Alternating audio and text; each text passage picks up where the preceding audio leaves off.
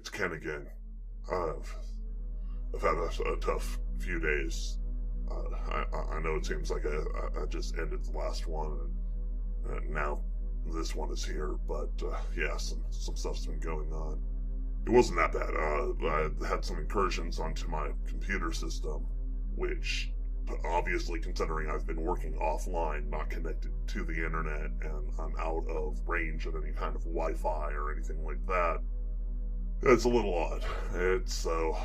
Yeah, I had to get out of there. I had to move a certain distance away in a certain time period and find a location where I can actually manage to work. This is not putting me in the ideal location. You might hear sounds in the background. Tried to work that out so that nothing will give away my position. I'll try and do what I can, and yeah, then I'm probably gonna have to move again. When I put these up, I'll try and put up a lot at once. Then I'll work on setting something up with a timer. What has to be protected is my life in this. I'm sorry, guys. I know that's selfish. It's like telling you about the end of the world, telling you you've got to learn weird stuff, and then saying, "Oh, but my life's so precious." I know I'm probably not going to make it. I get that. But the longer I can keep going, the longer I can work to keep stuff up. We may have to eventually switch YouTube channels. I'll try and keep things consistent, but that's outside of my total control. So all I can ask is that you keep up with this, mirror it, link back to this if you can, link to the SCP information, and just tell people, hey, it's something worth looking into, even if you don't understand why. That's the good part of these inoculations, these little discussions. Even just reading the stuff without considering anything more about it. You're going to be forming inside yourself, and then other people... Wow, sorry guys, I am just exhausted. It's hard. I'm a little old for this shit. Hey, let's just get into it. Okay, let's see here. I'm gonna start with SCP-103. SCP-103 appears to be an average human male in his mid-40s. Subject has been measured at height, weight. The subject was born on redacted. Nobody redacts dates, guys. The subject has been known to have no living relatives at this time. Checked into a small local hospital in mid-April. Subject explained to doctors and staff had not eaten for weeks due to not feeling the effects of hunger. And it goes on to reference how they're perfectly healthy, they don't seem to excrete anything or take in food. Subject has been given water to drink every day, shows no signs of hostility towards staff. Okay. This appears to be basically in a story version, a case of inedia. Now, inedia is a well-known phenomenon.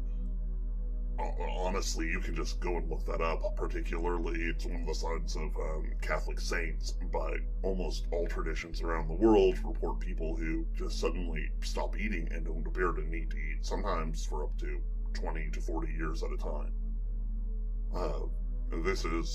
It's been medically tested. We know that this happens. My take on it is that it's not taken seriously because so often people have prayed or meditated on the concept and then basically gained the ability to not need to eat. And, well, that has to be kind of hidden.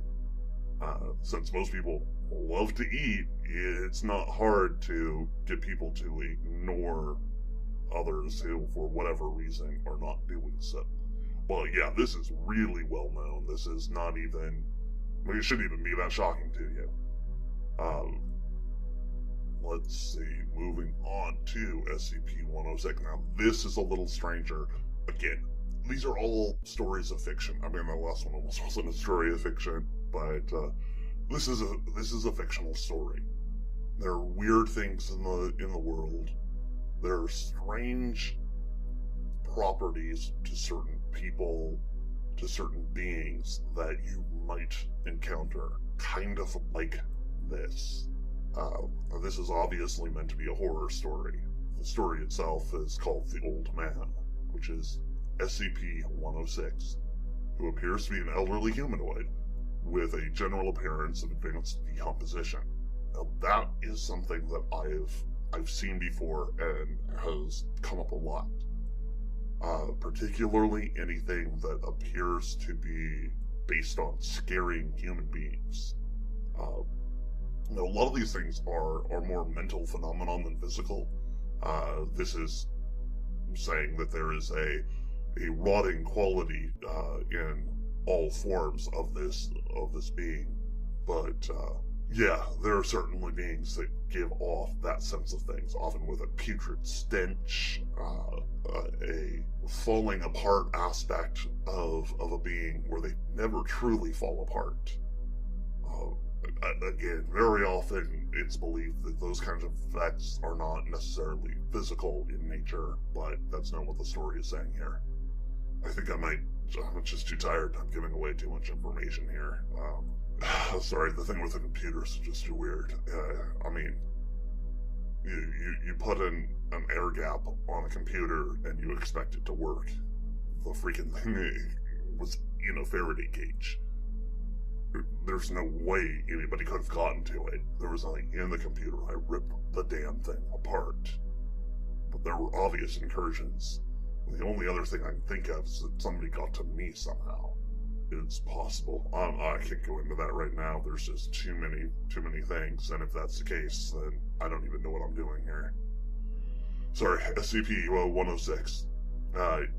It's not extremely agile, and will remain motionless for days at a time, waiting for prey.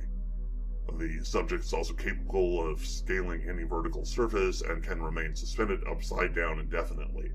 Basically, this means that no matter where you are, it can get to you. It can causes a corrosion effect in all solid matter, breaking down materials several seconds after contact. This is observed as rusting, rotting, cracking of materials, and the creation of black mucus-like substance, similar to the material coating the being itself. This effect is particularly detrimental to living tissues, and is assumed to be a pre-digestion action. Something like you see in spiders, for instance, which I can see the mental link here.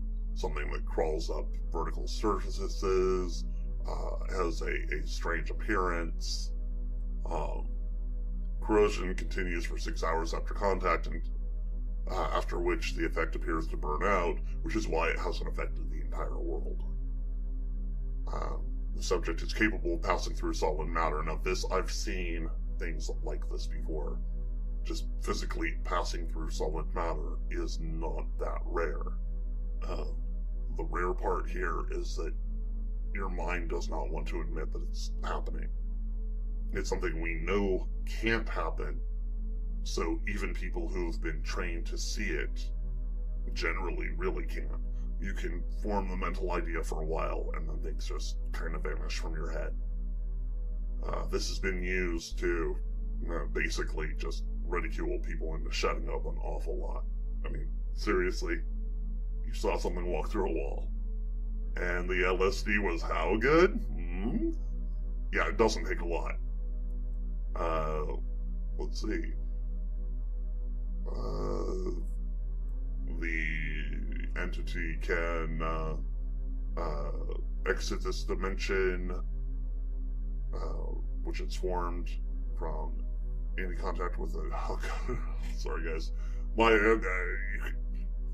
I'm sitting here trying to put this out, and I know there's stories to you, and my eyes aren't even focusing. I'm seriously kind of losing it here. Okay, I've got to get back on track here. Okay, yeah, this is Yeah, this is hard.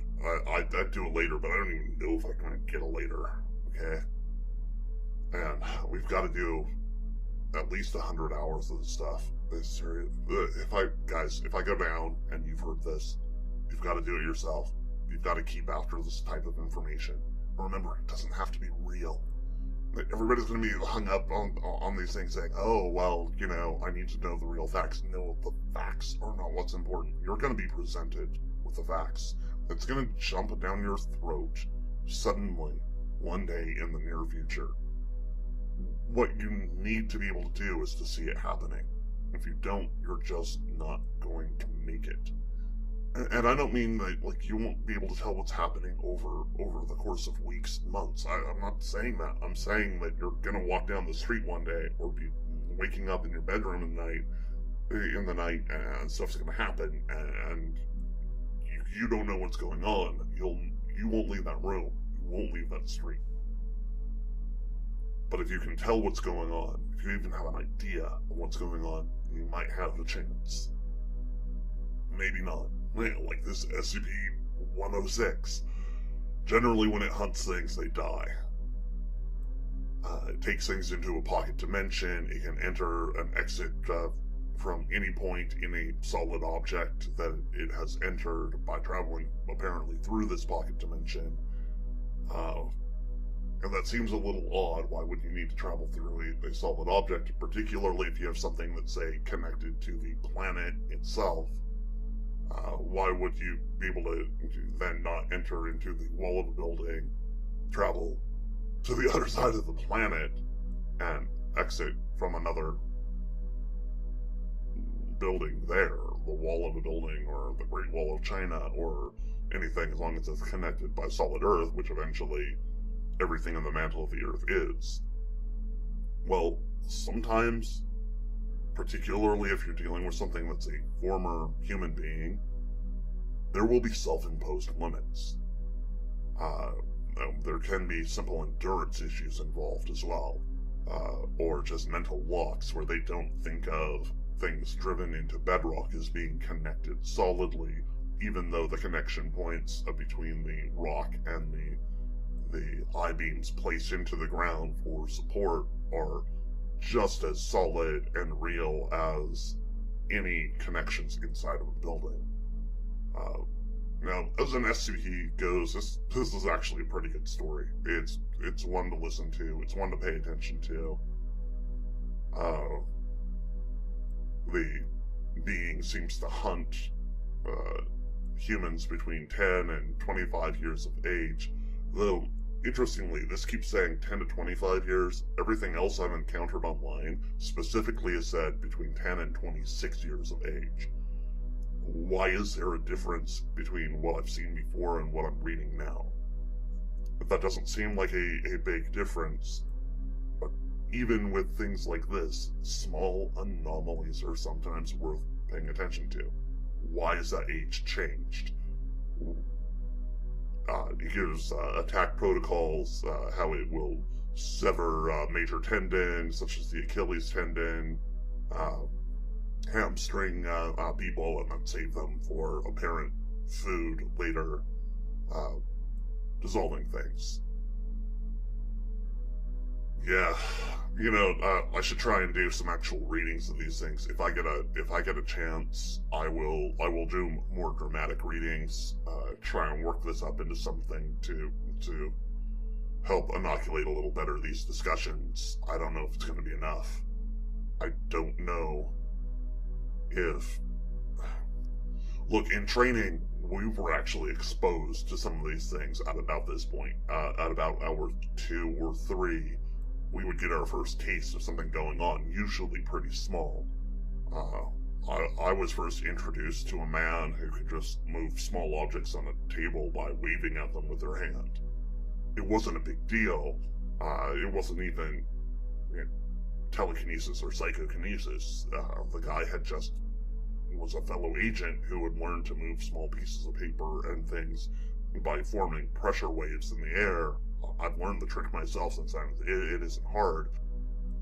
But because we've been taught to ignore this kind of thing, We don't realize that we all have this ability that we create waves of pressure and force around us when we move, because we've been taught to ignore it. If I could show this to you, I might be able to work something up. It'll take some video equipment, which I don't necessarily have right now, but I'll see if I can get some.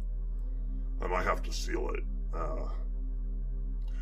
See, the problem with being on the run from all-powerful agencies that work behind the scenes is that I can't just go to a bank. I have funds that I could get at least I did last time I checked, if they haven't been frozen yet. But I can't just use my bank card to go into a store or to order something from eBay. Amazon?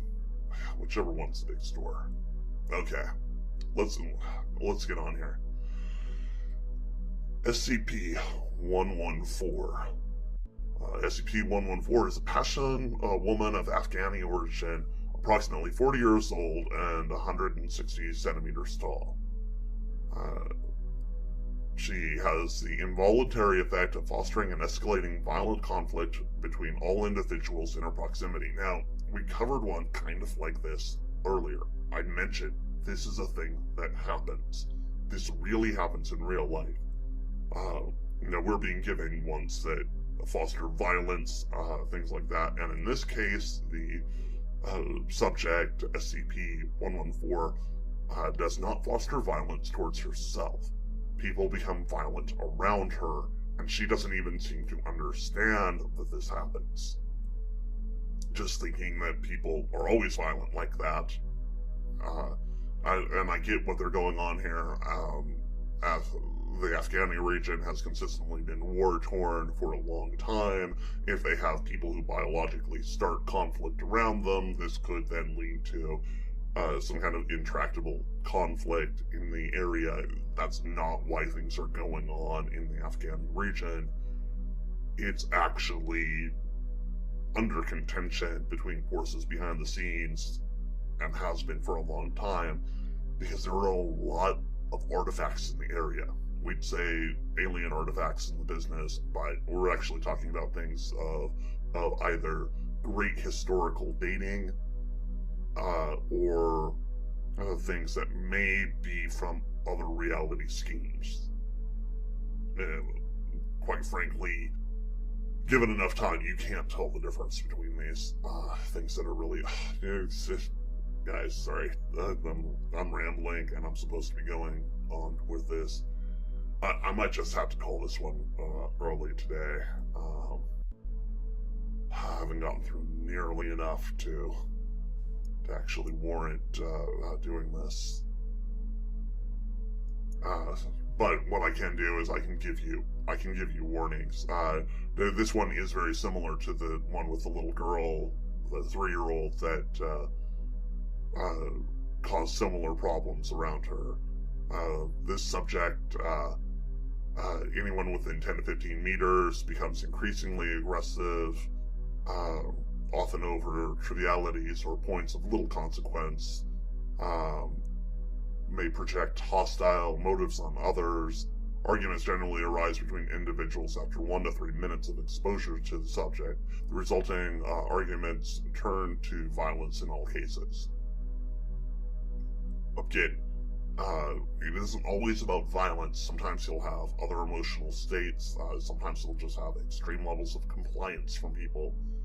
Sometimes the individual is aware of what they do, in which cases very often they will withdraw from civilization, even if the effect is fairly positive. Most good people don't really want to control others or make them feel a particular way. Sometimes you will get a sense of peace off of a person instead of war. You will get a sedated feeling from a person. Things like that. This is well within the range of just what normal humanity produces. This is given as something in fiction, but again, kind of like the Inedia, even though you haven't been allowed to know about this, you've probably encountered people that have at least small effects along these lines. Have you ever just liked somebody that everybody just likes, just thinks great things of? That's probably the most common version of this. And, in particular, yes, we like certain people, say good-looking people, better than people who are ugly.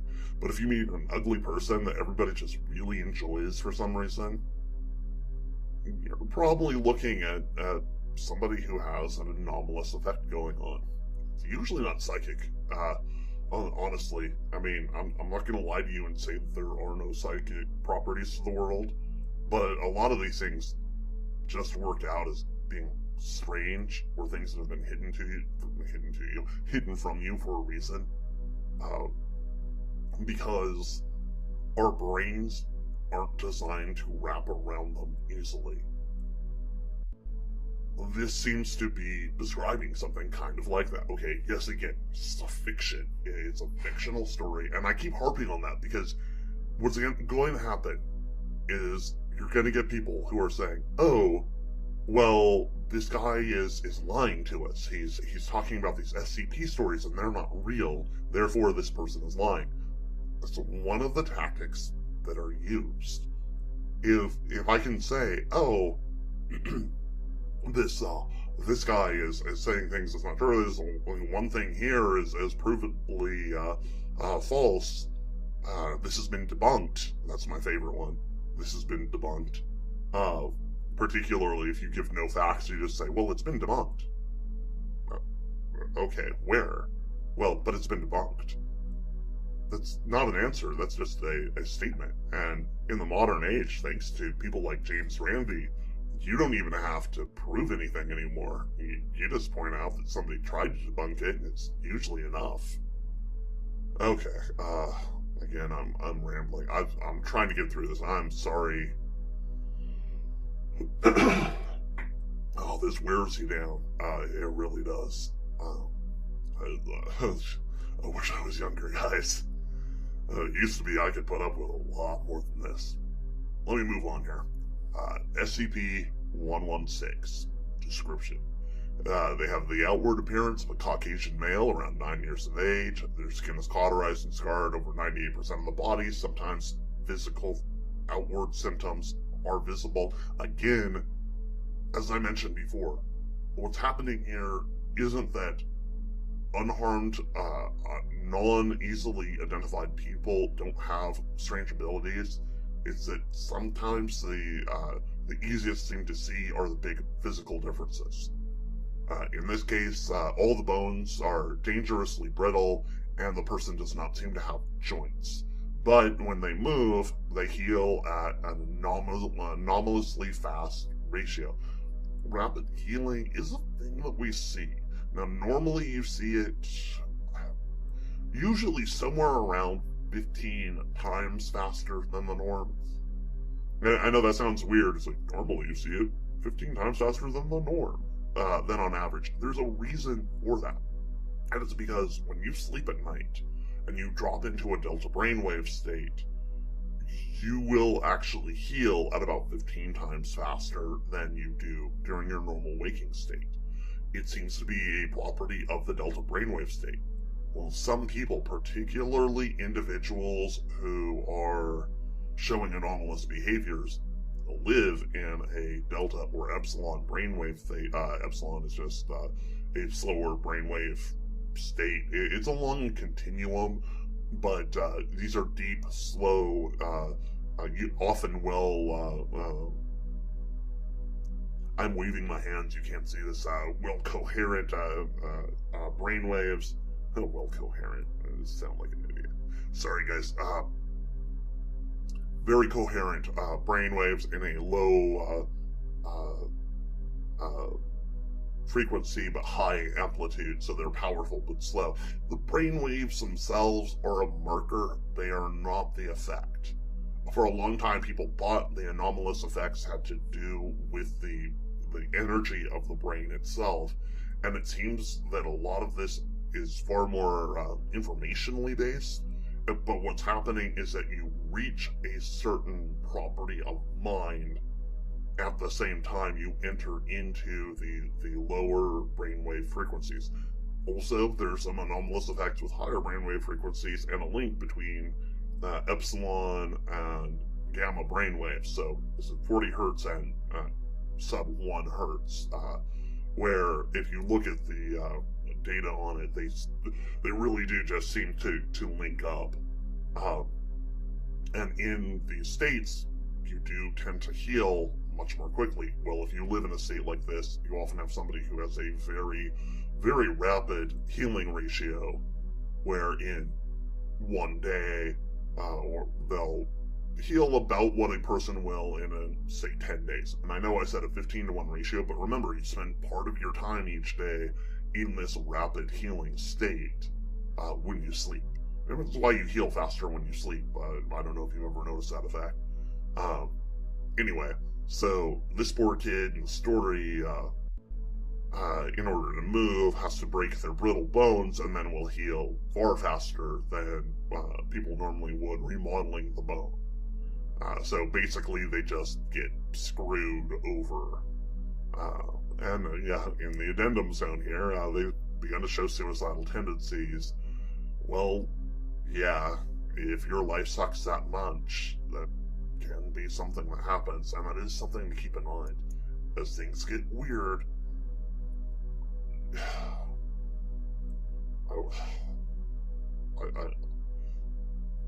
I really need to tell you guys about what's coming. I know people can't handle it. And again, I'm not saying you're not good enough or smart enough. I'm saying that your brain won't process information yet. Some of you might. Maybe. Let me think about it. I'll try and work things in. This is just so huge. Honestly, I'm afraid if I just tell you, a lot of you will just assume you're going to die. I assume I'm gonna die. But some of you are young and healthy. Some of you have the neuroplasticity to just change.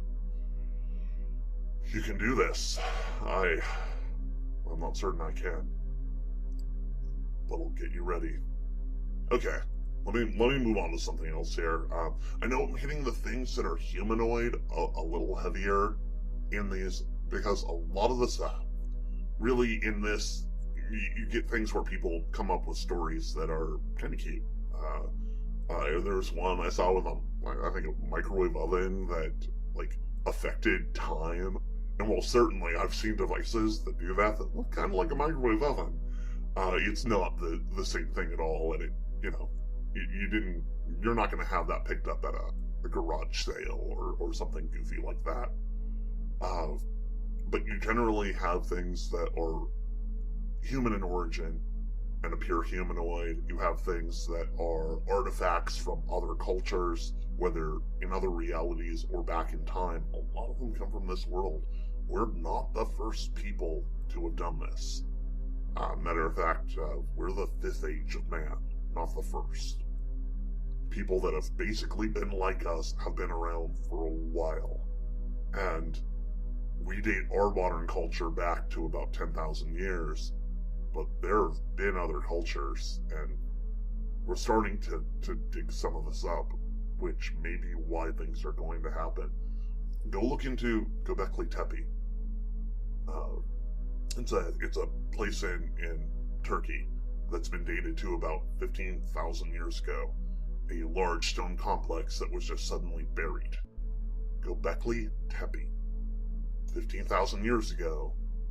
We can't even really date our cultures back before 5,000 years ago. And yet you had a large, well-made, complex stone structure.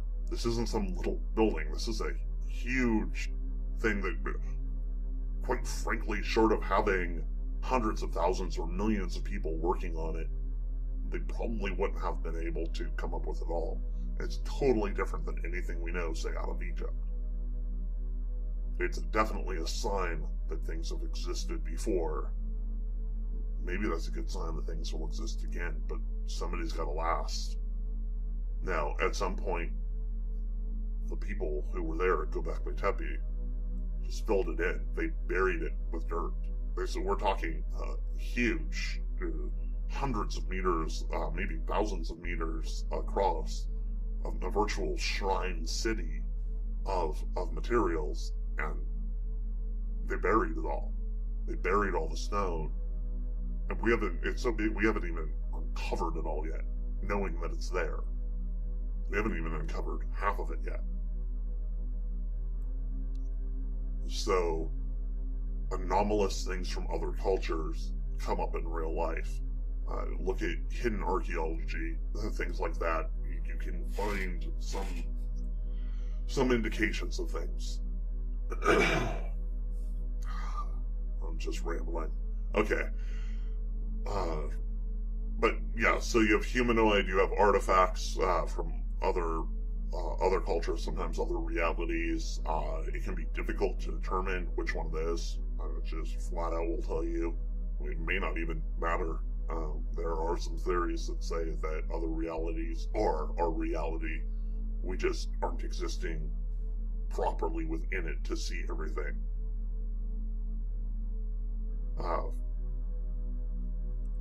Then there are, well, the SCP calls them memetics. We just call them mental effects.